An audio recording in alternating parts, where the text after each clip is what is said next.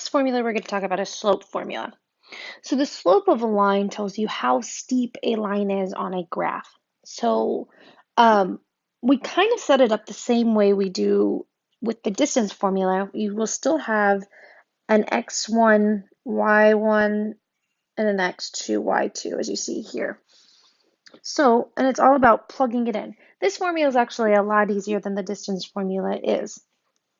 So we start with y2 on the top. So we go here to our y2, which is -4, minus our y1, which is 7, over our x2, which is -6, minus our x1, which is -4.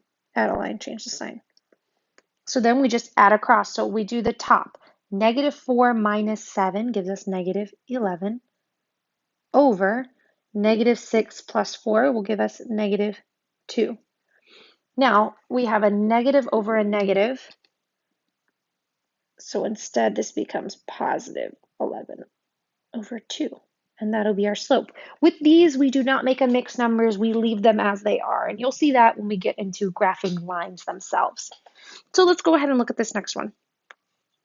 So I'm starting by labeling x1, y1, and x2, y2. So we start with y2, so -1 minus y1, which is -19. Add a line, change the sign. Then we have x2, which is -2, minus our x1, which is 1. So -1 plus 19 gives us 18 over -3. Now we can even reduce this one. 3 goes into 18 6 times.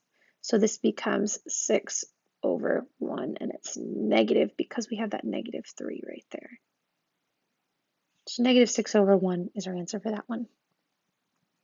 Again, labeling, labeling, labeling. Once you get used to doing the same thing every time, your brain doesn't have to think about it on that test. So we have y2, which is 15, minus our y1, which is -10. So add a line, change the sign.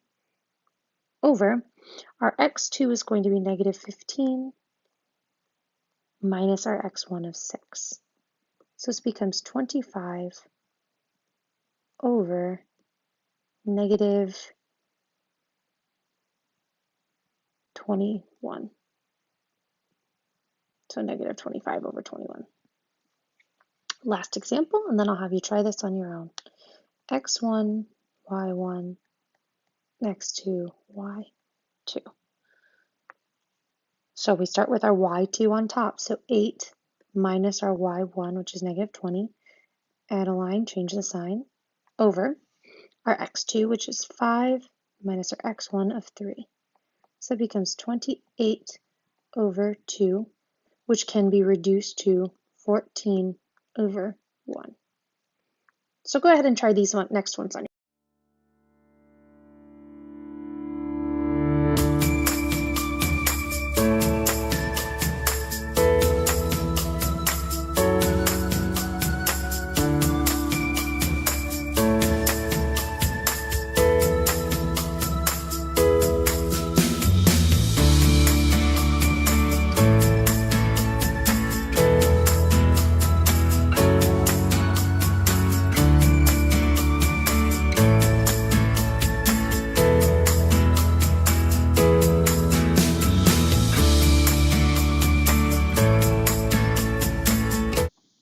I hope you started each of these out by labeling them. So that's what I'm going to do first. I'm just going to go ahead and label all of these. x1, y1, x2, y2, all the way through. And then we're going to go ahead and plug them in. So we always start with our y2. So we have 16 minus 8 over 9 minus 20. That'll give me 8 over -11. Then with this next one, we have 5 minus 2 over -7 minus 12, which would give me 3 over negative 19. Then one last example, we have 3 minus 3 over 20 minus 19. So this one might have confused you a little bit. We have 0 over 1. So we have a slope of straight up 0. So if we had something like our last ones where we have a graph and we need to figure out the points before plugging them in. They say, what is the slope of this line? We'd always start by figuring out what the points are. So A is square in the middle, so we know that's 0, 0. Then with B, we go over 1, 2.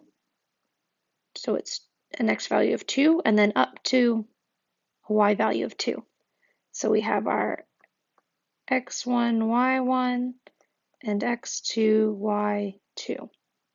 So I'm going to go ahead and plug these in. So we have 2 minus our y1 of 0, and then 2 minus our x1 of 0 would give me 2 over 2, which would simplify to 1 over 1. So this is just an example of how you could do this from a graph. I don't have any examples of you guys to do for this one, so that'll be the end of slope.